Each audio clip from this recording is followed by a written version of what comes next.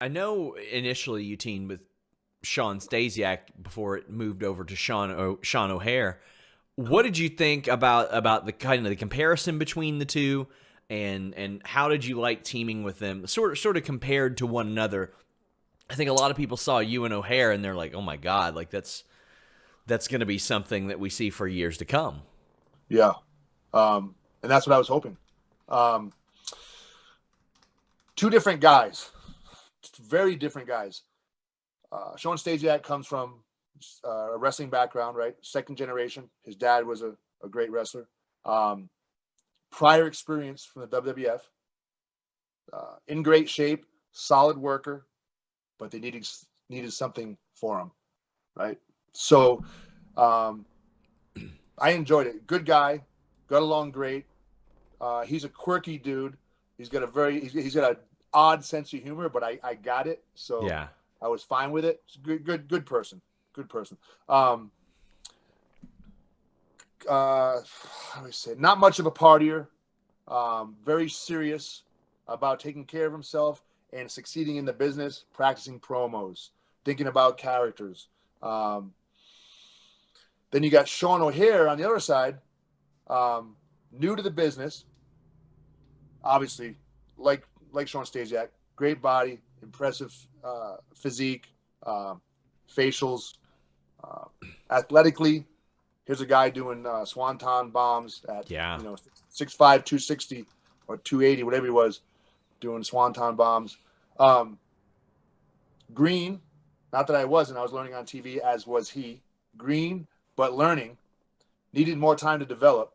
We never got to see his potential. Sean Stasiak was already solid worker, ready to go. But they loved O'Hare, and Yes. think about it. He was a big, impressive dude, right? Looked like a And million bucks. 6'4", 6'5", 270. yeah, yeah, he was a legit 6'5", easy 270. In shape and super athletic. So he just needed time. He didn't get that opportunity to go train at NXT or something like that where they really worked with him. I'm sure, like if Paul Levesque had taken, because Paul's got a great eye. Yes. If Paul took him right out of wherever he came from, so he wasn't tarnished by any other wrestling organizations. If Paul Levesque had brought him into wrestling and kept an eye on him, because Paul's good at that. Got a great head on his shoulders, understands talent, Yeah. likes big guys. He would have shot him to the top over time.